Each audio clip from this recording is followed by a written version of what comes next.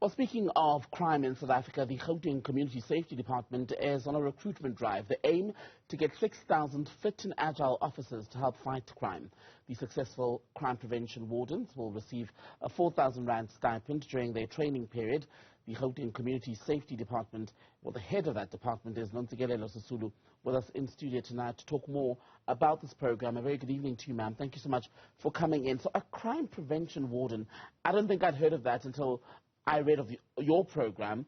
What are they and what do they do? We're having an intake tomorrow, so they will be trained by qualified and certified facilitators who are either at the traffic college, others at SAPS, and others from correctional services, and they would need to then be peace officers first. So all the metros, for example, will have a peace officers course. It's too short for what we're trying to do in Gauteng and the levels of crime in Gauteng. So we therefore had to extend and create modules that will assist them. So crime prevention is actually a competency of metros as a constitutional and legislative mandate for them. That's what they need to do as metros, is to prevent crime. But you know, it's often on the other end, we're always more responsive and reactive rather than that. So we want to ensure that we are able to help in them multiply forces on the ground, but also we want to make sure that they specialize. That's why we're then going to expand them to wardens, because some of them will have to specialize in land invasion. Others, of course, we're now moving into technology. They should be able to be drone pilots.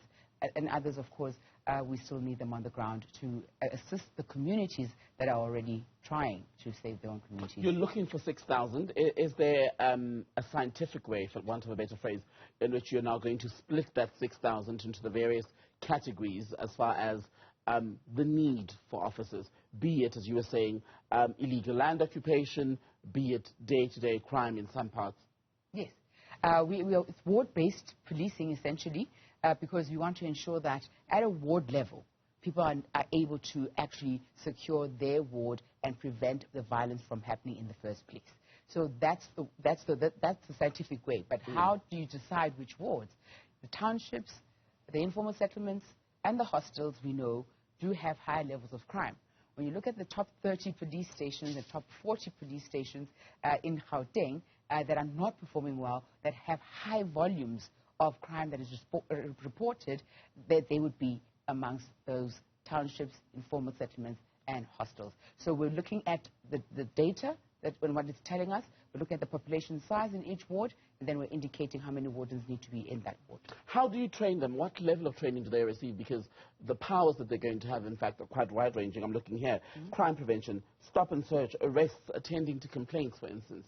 Yeah, that's what a peace officer does, basically. It's actually something we as ordinary citizens should be able to do as well, is to be able to say when people are digging up a trench, is like, no, this is our community. Once we take that cable, I'm not going to have electricity either. So if you have passive communities, we then want to say you have to have a sense of patriotism and want to live in that community and want to be in a safe community. But now that we know that it's not necessarily happening at the level at which we want it to happen, we're ensuring that we actually work with community structures that are already there, and we're enhancing them. And also, on the other side, there are police officers who obviously we know the resources are not enough, and we therefore have to augment and support them. So with the resources that we will have, we'll be supporting them so that we have a faster response time. And we'll also, in terms of the training that they'll be getting, they'll be at the college for 3 months, and they will definitely be training fitness-wise.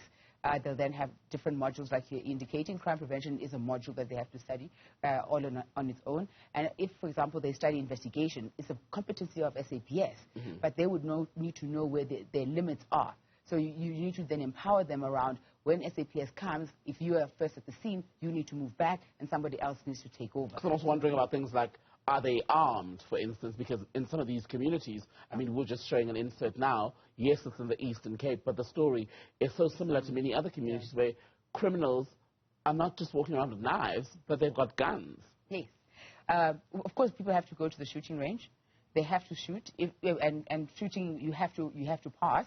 And when our specialized units are created, and actually some of those who are being trained are going to be trained by our specialized units from Gauteng Traffic Police as well.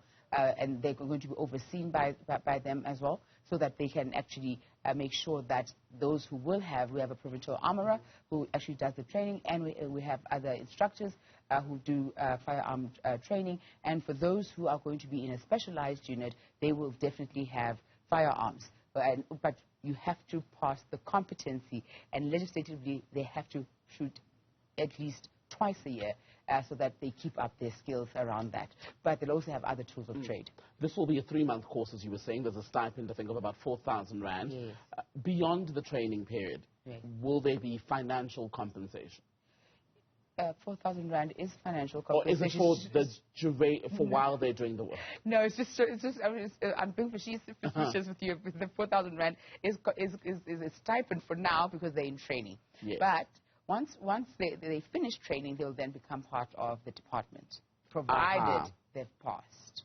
And that's also very important, isn't it? Because not only are we keeping communities safe, but we're also addressing the issue around the lack of jobs in the country, yes, which also then, as we've seen, feeds into crime, because when people are desperate, they find themselves involved in other things, that, especially young men in many of these township communities. Yes.